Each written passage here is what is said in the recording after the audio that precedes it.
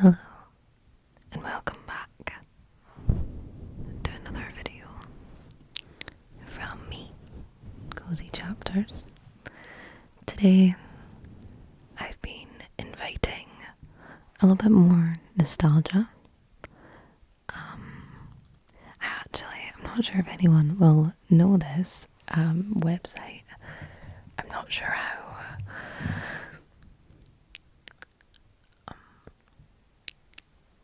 worldwide it truly is. I think it's called Go Girls Games or Girls Go Games or something along those lines. And I was playing some things I used to play as a young pup. And I've been rewatching with my partner recently Avatar: The Last Airbender. What an amazing show. I'm showing him it for the first time. And it just really brings back all of the love. All of the love, all of the love, all of the love, all of the love. So as you can see, I have decided that this one should be a bit of nostalgia too. My main hopes for this channel is that people find maybe new books that they wish to read and wish to know more about. But sometimes it's also good to read the things that just bring comfort and a little bit of nostalgia.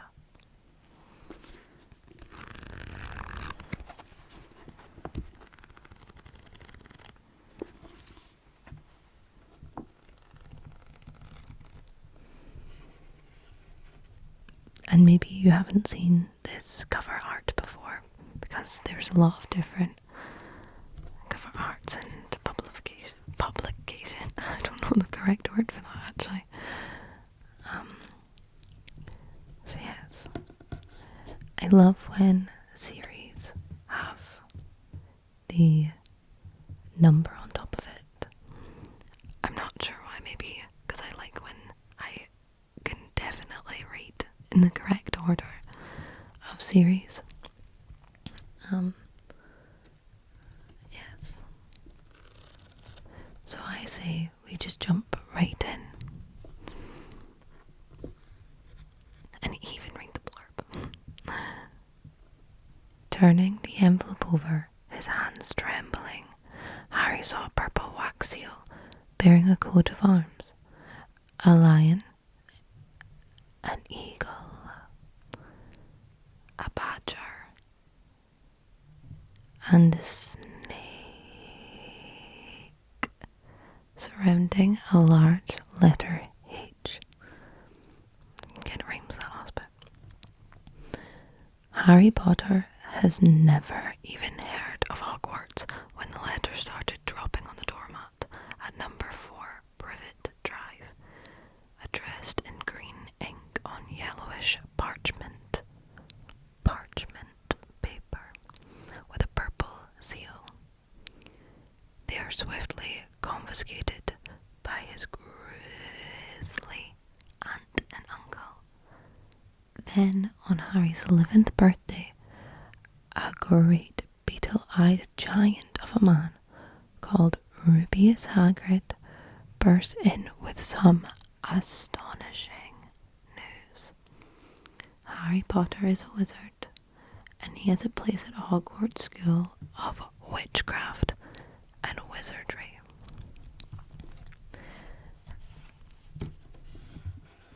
And since I am from Scotland, this is the Harry Potter and the Philosopher's Stone.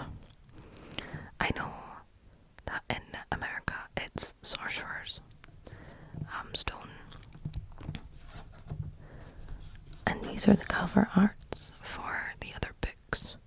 All very colourful and beautiful, and really give you a quick little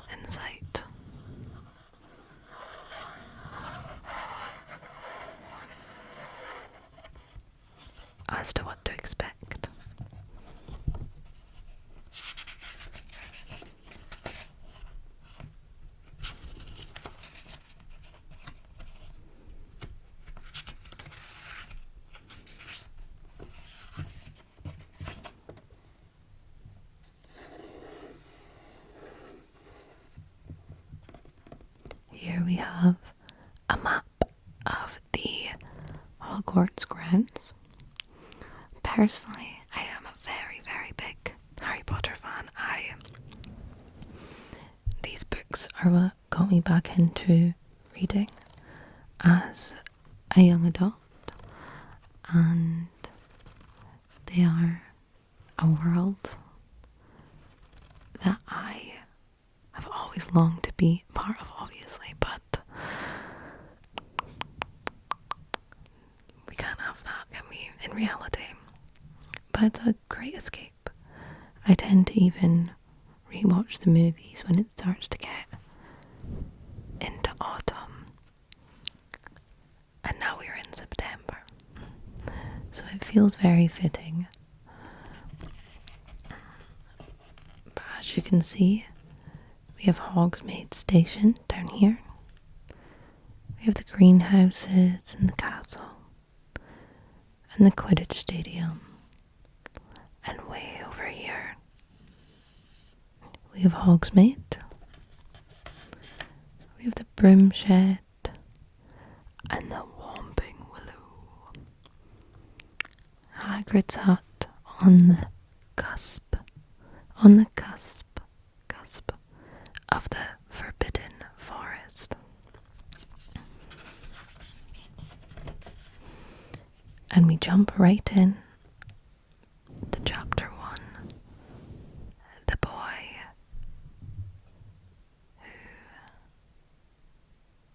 who lived. Mr. and Mrs. Dursley of number 4 Privet Drive were proud to say that they were perfectly normal. Thank you very much.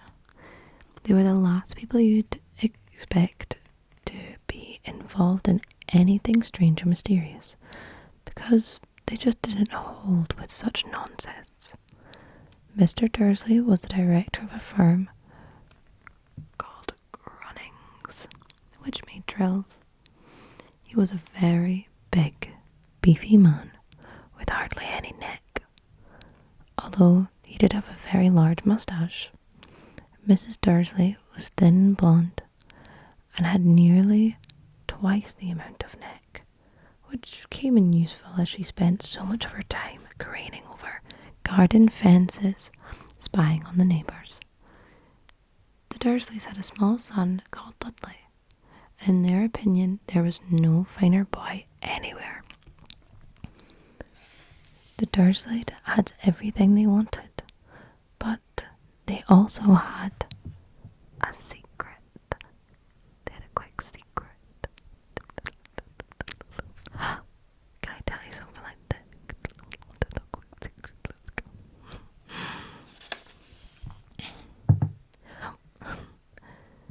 And their greatest fear was that somebody would discover it. They didn't think they could bear it if anyone found out about the Potters. Mrs. Potter was Mrs. Dursley's sister, but they hadn't met for several years. In fact, Mrs. Dursley pretended she didn't have a sister, because her sister and her good-for-nothing husband were as un-Dursley-ish as it was possible to be. The Dursleys shuddered to think what the neighbours would say if the Potters arrived in the street. The Dursleys knew that the Potters had a small son too, but they had never even seen him. The boy was another good reason for keeping the Potters away. They didn't want Dudley mixing with a child like that. When Mr. and Mrs. Dursley woke up on the dull, grey Tuesday our story starts, there was nothing about the cloudy sky outside to suggest that strange mysterious things would soon be happening all over the country. Mr. Dursley hummed as he picked out his most boring tie for work, and Mrs. Dursley gossiped away happily as she wrestled a screaming Dudley into his high chair. None of them noticed a large tawny owl flutter past the window. At half 8 at 8:30, Mr. Dursley picked up his briefcase, pecked Mrs. Dursley on the cheek and tried to kiss Dudley goodbye, but missed, because Dudley was now having a tantrum and throwing his cereal at the wall. "Little tyke," chortled Mr. Dursley as he left the house. He got into his door and backed out of number 4 Privet Drive. It was on the corner of the street that he noticed the first sign of something in particular. A cat reading a map. For a second, Mr. Dursley didn't realise what he'd seen. Then he jerked his head around to look again. There was a tabby cat standing on the corner of Privet Drive, but there wasn't a map in sight. What could he have been thinking of? It must have been a trick of the light. Mr. Dursley blinked and stared at the cat. It stared back. As Mr. Dursley drove around the corner and up the road, he watched the cat in his mirror. It was now reading the sign that said Privet Drive.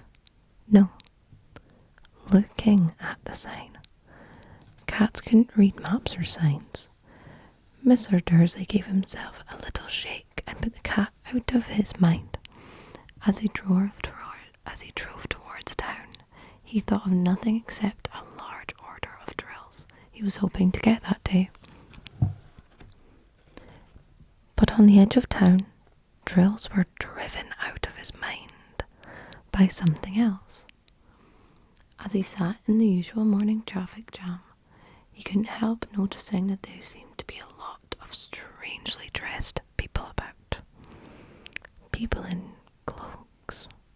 Mr. Dursley couldn't bear people who dressed in funny clothes.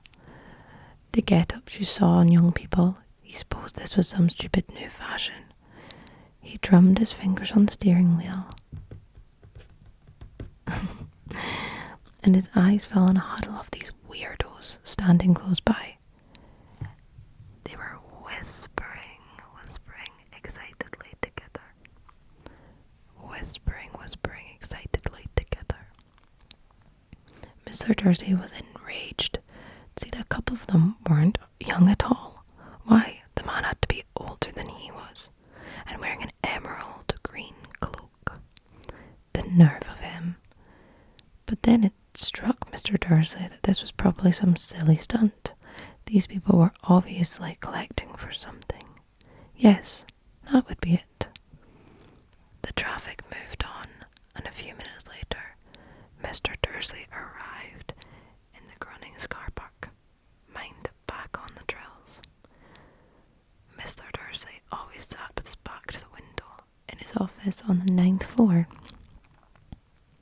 If he hadn't, he might have found it harder to concentrate on the drills that morning. He didn't see the owls whipping past in broad daylight, though people in the street did. They pointed and gazed open-mouthed as owl after owl sped overhead. Most of them had never seen an owl, even at night time. Mr. Dursley, however, had a perfectly normal, owl-free morning. He yelled at 5 different people. He made several important telephone calls and shouted a bit more. He was very good morning until lunchtime, when he thought he'd stretch his legs and walk across the road to buy himself a bun from the baker's opposite.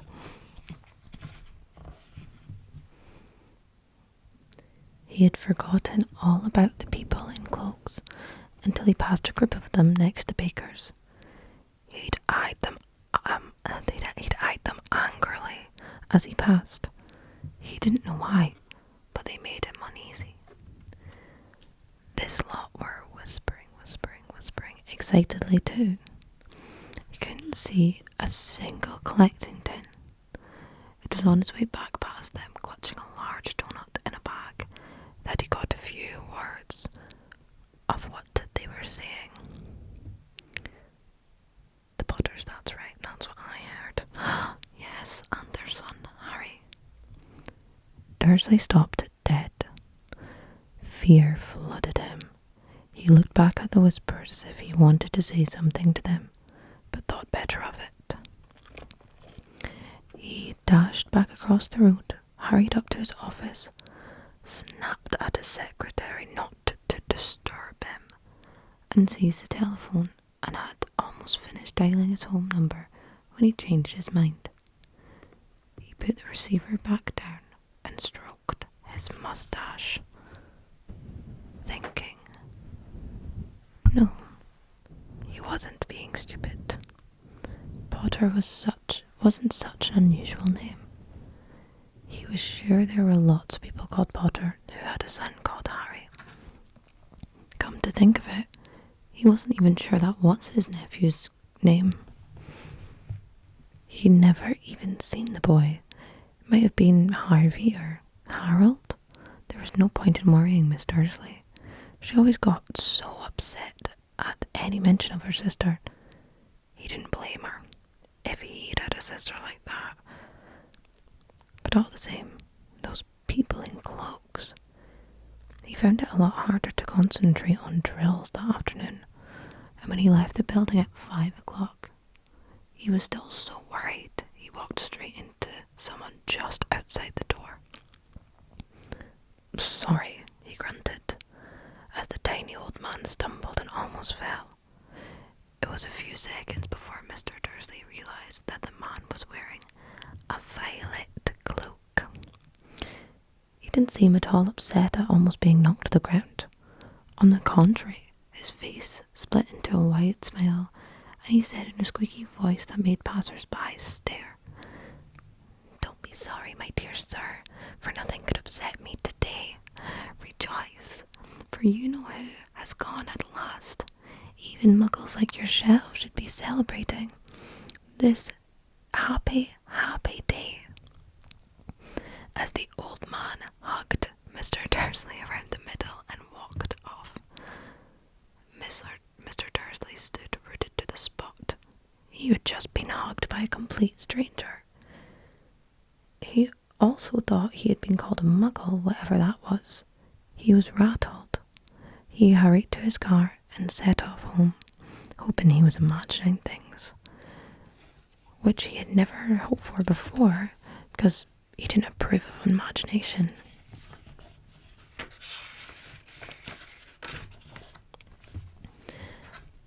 As he pulled into the driveway of number 4 Privet Drive, the first thing he saw, and it didn't improve his mood, was the tabby cat he'd spotted in the morning. It was now sitting on his garden wall. He was sure it was the same one. It had the same markings around its eyes. Shoo, shoo, shoo, shoo, said Mr. Dursley loudly. The cat didn't move. It just gave him a stern look. Was this normal cat behaviour? Mr. Dursley wondered. Trying to pull himself together, he let himself into the house. He was still determined not to mention anything to his wife. Mrs. Dursley had had a nice normal day. She told him over dinner all about Mrs. Next Door's problems with her daughter and how Dudley had learned a new word. Shan't. Shan't. I like that word. I shan't be mad at you. You shan't do that. I think it's quite a fun one. Shan't. I was thinking of a word the other day. Purpose. And I'm not quite sure why. It's a lovely word, lovely meaning. But just saying it. Purpose, purpose, purpose, purpose, purpose. It's a little bit funny to me. Mr. Dursley tried to act normally. When Dudley had been put to bed, he went into the living room in time to catch the last report on the evening news. And finally, bird watchers everywhere have reported that the nation's owls have been behaving very unusually today. Although owls normally hunt at night and are hardly ever seen in the daylight, there have been hundreds of sightings of these birds flying in every direction since sunrise. Experts are unable to explain why the owls have suddenly changed their sleeping patterns. The newsreader allowed himself a grin, most mysterious. And now over to Jim McGuffin with the weather.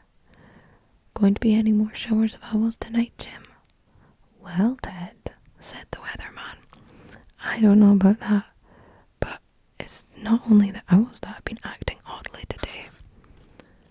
Viewers as far apart as Kent, Yorkshire and Dundee have been phoning in to tell me that instead of rain I promised them yesterday, they had a downpour of shooting stars. Perhaps people have been celebrating bonfire night early, so not until next week, folks. But I can promise a wet evening tonight. Mr. Dursley sat frozen in his armchair. Shooting stars all over Britain. Owls flying by daylight. Mysterious people in cloaks all over the place. And a whisper about the Potters. Mrs. Dursley came into the living room carrying 2 cups of tea. It was no good. He'd had to say something to her. He cleared his throat nervously. Petunia, dear, you haven't heard from your sister lately, have you? As he had expected, Miss Dursley looked shocked and angry. After all, they normally pretended she didn't have a sister. No, she said sharply. Why? Funny stuff on the news, Mr. Dursley mumbled. Owls, shooting stars. There were a lot of funny looking people in town today. So, snapped Mrs. Dursley.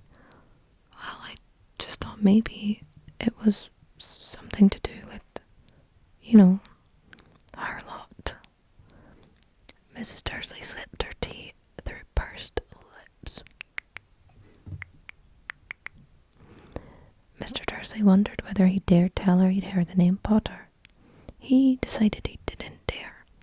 Instead, he said as casually as he could, Their son, he'd be about Dudley's age now, wouldn't he?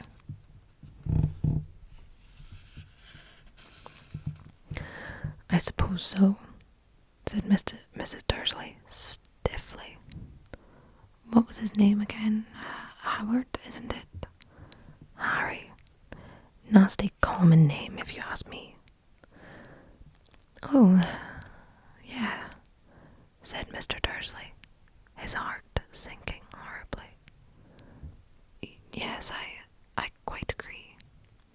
He didn't dare say another word on the subject as he went upstairs to bed. While Mrs. Dursley was in the bathroom, Mr. Dursley crept to the bedroom window and peered down into the front garden. The cat was still there. It was staring down Privet Drive as it was waiting for something. Was he imagining things? Could this all have anything to do with the Potters?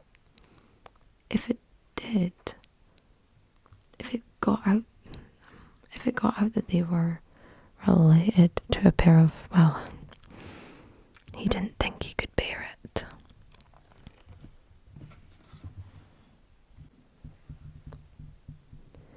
The Dursleys got into bed. Mrs. Dursley fell asleep quickly, but Mr. Dursley lay awake, turning it all over in his mind. His last comforting thought before he fell asleep was that even if the Potters were involved, there was no reason for them to come near him and Mrs. Dursley. The Potters knew very well what he and Petunia thought about them and their kind. He couldn't see how he and Petunia could get mixed up in anything that might be going on. He yawned and turned over. It couldn't affect them. How very wrong he was. Mr. Dursley might have been drifting into an uneasy sleep, but the cat on the wall outside was showing no sign of sleepiness. It was sitting as still as a statue, its eyes fixed unblinkingly on the far corner of Privet Drive. It didn't so much as quiver when a car door slammed in the next street, nor when 2 owls swooped overhead. In fact, it was nearly midnight before the cat moved at all. A man appeared on the corner the cat had been watching, appeared so suddenly and silently. You have thought he'd just popped out of the ground. The cat's tail twitched and its eyes narrowed. Nothing like this man had ever been seen in Privet Drive. He was tall, thin, very old, judging by the silver of his hair and beard, which were both long enough to tuck into his belt. He was wearing long robes, a purple cloak, which swept the ground, and high-heeled, buckled boots. High-heeled, buckled boots. He's got some fashion sense. His blue eyes were light, bright, and sparkling behind half-moon spectacles, and his nose was very long and crooked, as though he'd been broken at least twice. This man's name was Albus Dumbledore. Albus Dumbledore didn't seem to realise that he had just arrived in a street where everything from his name to his boots was unwelcomed.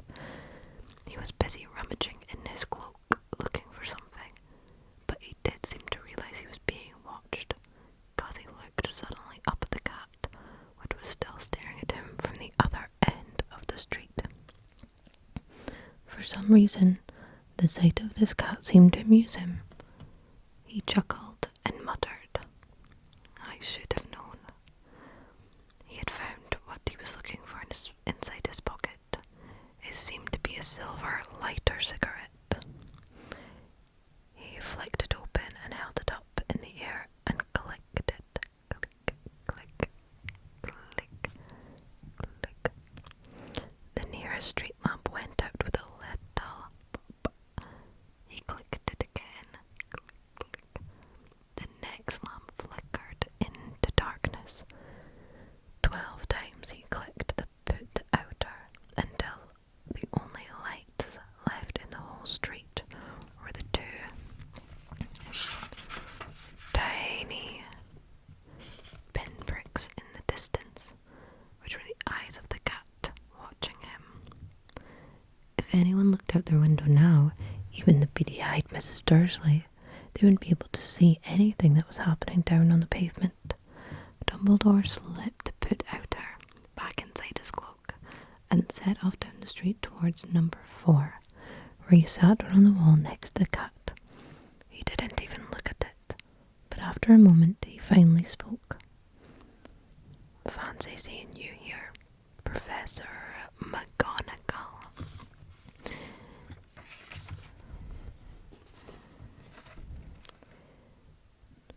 He turned to smile at the tabby, but it had gone. Instead, he was smiling at a rather severe-looking woman who was wearing square glasses exactly the shape of the markings the cat had around its eyes. She, too, was wearing a cloak, an emerald one. Her black hair was drawn into a tight bun. She looked distinctly ruffled. "How did you know it was me?" she asked. "My dear Professor, I've never seen a cat sit so stiffly." "You'd be stiff if you'd been sitting on a brick wall all day," said Professor McGonagall. "All day, when you could have been celebrating? I must have passed a dozen feasts and parties on my way here." Professor McGonagall sniffed angrily. "Oh yes, everyone's celebrating all right," she said impatiently. "You'd think they'd be a bit more careful, but no, even the muggles have noticed something's going on. It was on their news." She jerked her head back at the Dursleys' dark living room window. "I heard it. Flocks of owls, shooting stars. Well, they're not completely stupid. They were bound to notice something. Shooting stars down in Kent. I'll bet that was Dibalia's Diggle. Dibali's Diggle. He never had much sense."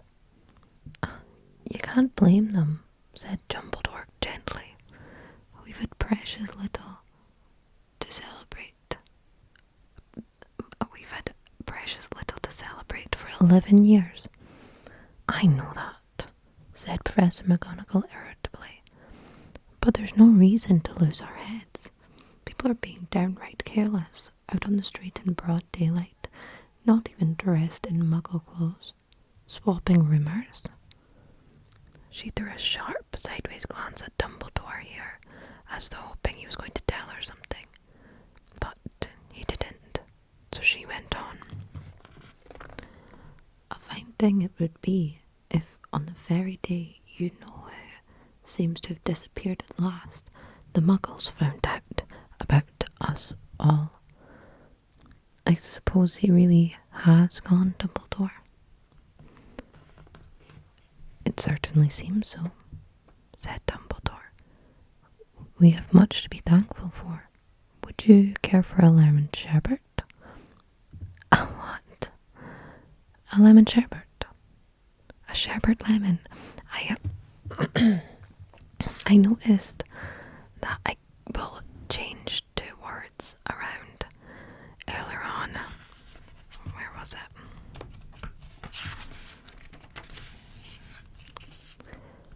I was supposed to say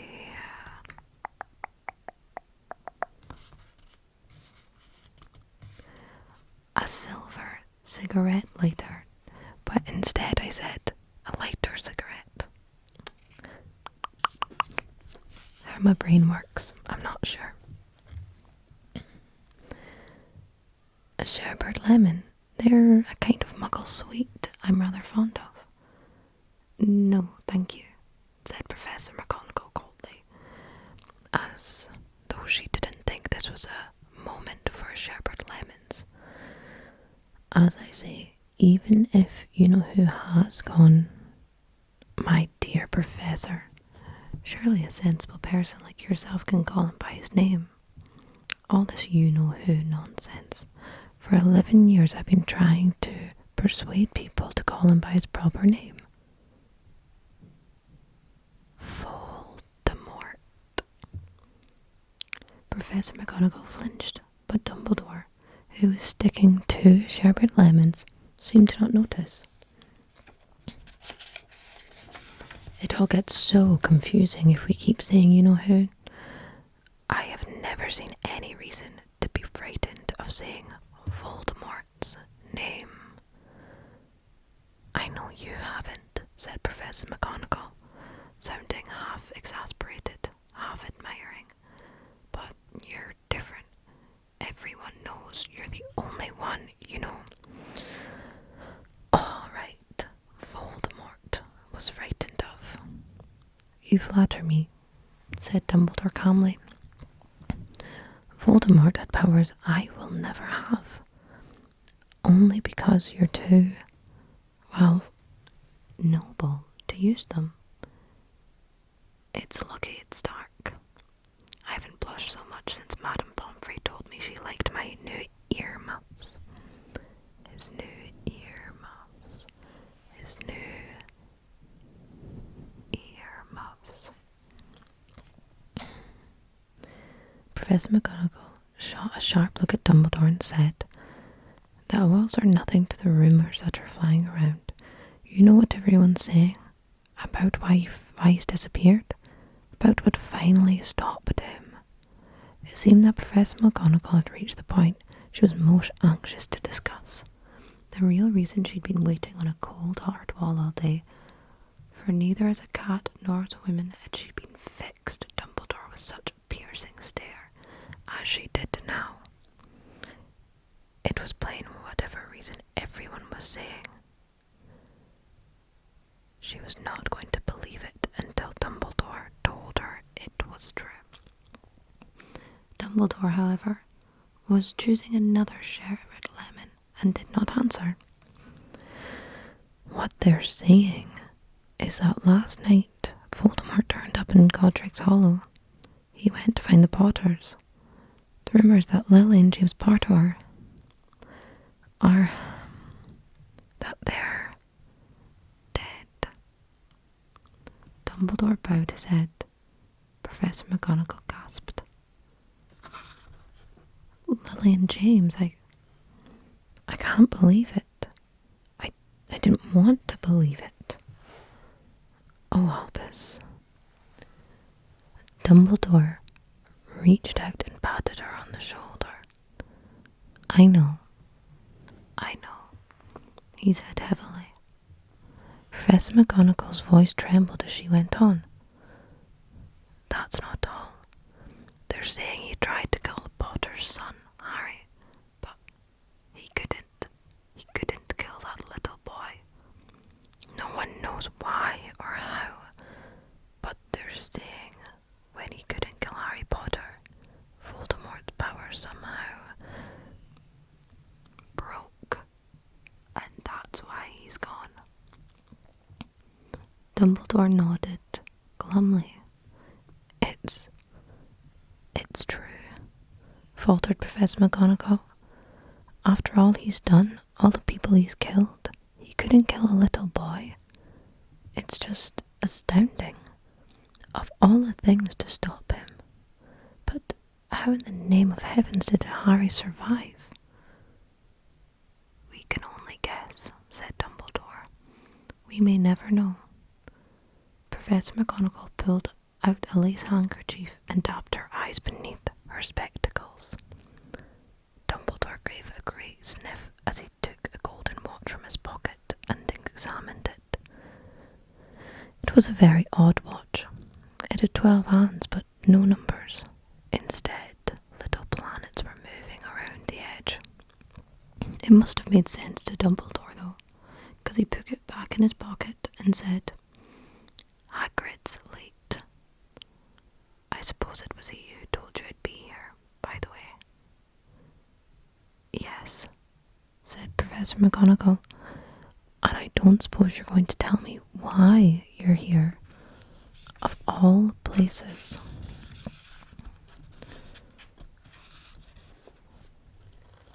I've come to bring Harry to his aunt and uncle. They're the only family he has left now. You can't mean the people that live here, cried Professor McGonagall, jumping to her feet and pointing at number 4. Dumbledore, you can't. I've been watching them all day. You couldn't find 2 people who are less like us. And they've got this son. I saw him kicking his mother all the way up the street, screaming for sweets. Harry Potter, come and live here. It's the best place for him, said Dumbledore firmly. His aunt and uncle will be able to explain everything to him when he's older. I've written them a letter. A letter, repeated Professor McGonagall faintly, sitting back down on the wall. Really, Dumbledore? You think you can explain all of this in a letter? These people will never understand it. He'll be famous, a legend. I wouldn't be surprised if today he was known as Harry Potter, day in the future. There will be books written about Harry. Every child in our world will know his name. Exactly, said Dumbledore, looking very serious over the top of his half-moon glasses. It would be enough to turn any boy's head. Famous before he can even walk and talk. Famous for something he won't even remember. Can't you see how much better off you'll be, growing up away from all that? Until he's ready to take it. Professor McGonagall opened her mouth and changed her mind, swallowed, and then said, Yes, you're right, of course. But how is the boy getting here, Dumbledore? She eyed his cloak and suddenly, as though she thought he might be hiding Harry underneath it. Hagrid's bringing him. You think it wise to trust Hagrid with something as important as this? I trust Hagrid with my life. I'm not saying his heart isn't in the right place, said Professor McGonagall grudgingly. But you can't pretend he's not careless. He does tend to... What was that? A low rumbling sound had broken the silence around them. It grew steadily louder as they looked up and down the street for some sign of headlights. It swelled to a roar as they both looked up at the sky. A huge motorbike fell out of the air and landed on the road in front of them. If the motorbike was huge, it was nothing compared to the man sitting astride it. He was almost twice as tall as a normal man, and at least 5 times as wide. He looked simply too big to be allowed, and so wild. Long tangles of bushy black hair and a beard hid most of his face. He had hands the size of dustbin lids, and his feet in their leather boots were like baby dolphins. In his vast, muscular arms he was holding a bundle of blankets. Hagrid, said Dumbledore, sounding relieved. At last. Where did you get that motorbike? Borrowed it, Professor Dumbledore, sir, said the giant, climbing carefully off the motorbike as he spoke. Young Sirius Black lent it to me. I've got him, sir. No problems, were there? No, sir. The house was almost destroyed, but I got him out right before the muggles started to swarm around. He fell asleep as we were flying over Bristol. Dumbledore and Professor McGonagall bent forward over the bundle of blankets. Inside, just visible, was a baby boy, fast asleep under a tuft of jet black hair. Over his forehead they could see a curiously cut shape, like a lightning bolt. A curiously shaped cut, like a bolt of lightning. Is that where? Whispered Professor McGonagall. Yes, you'll have that scar forever. Couldn't you do something about it, Dumbledore? Even if I could, I wouldn't. Scars could come in useful. I have one myself above my left knee, which is the perfect map of the London Underground. Well, give him here, Hagrid. We'd better get this over with. Dumbledore took Harry in his arms and turned towards the Dursleys' house. Could I say goodbye to him, sir? Hagrid asked. He bent his great shaggy head over Harry and gave him what must have been a very scratchy, whiskery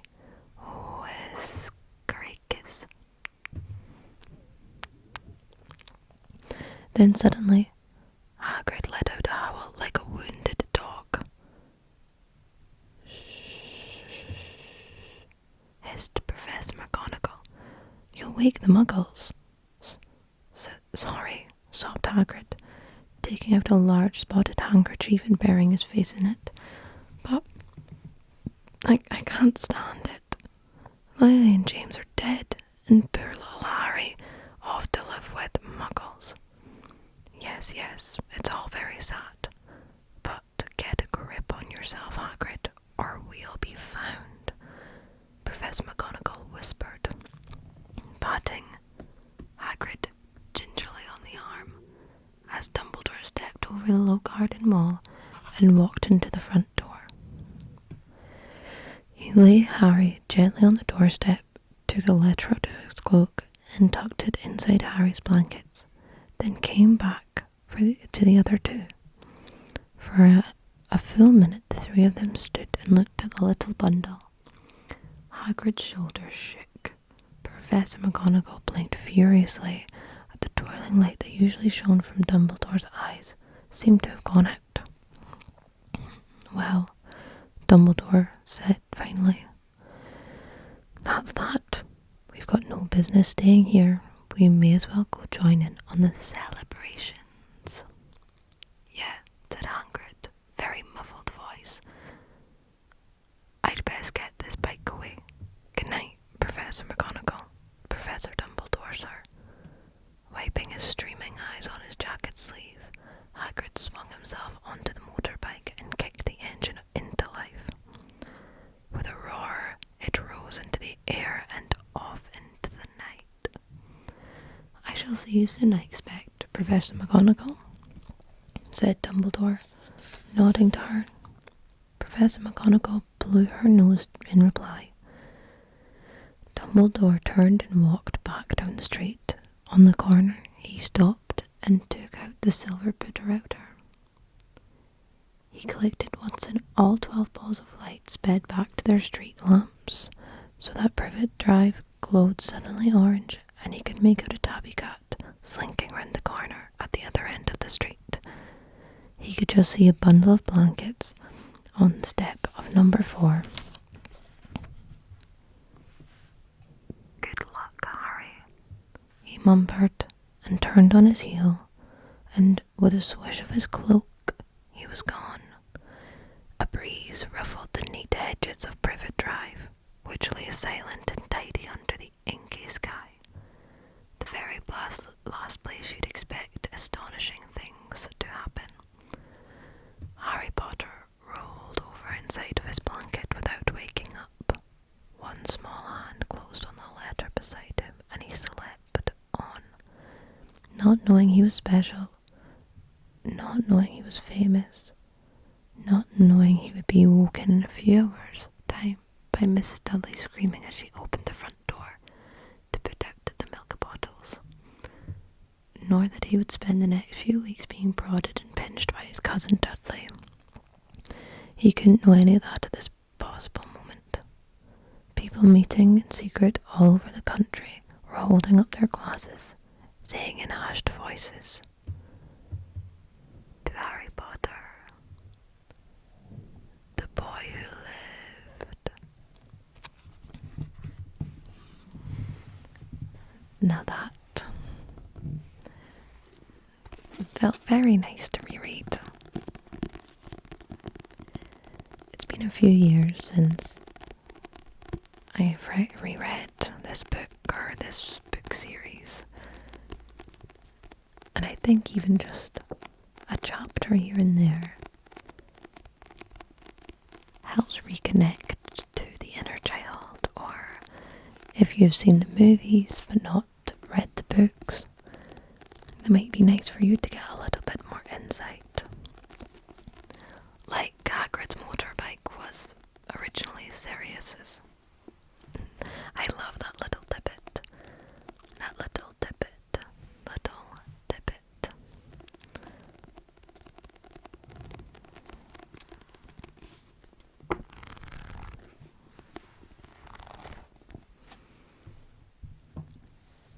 Well, that's all I've got for you. The first chapter of Harry Potter and the Philosopher's Stone. Thank you for coming back. I hope that you managed to relax, and enjoy some of my messed up reading styles. It's a quirk that I don't think I'll be able to get rid of anytime soon, if I'm honest. Well, goodbye, and thank you for coming back.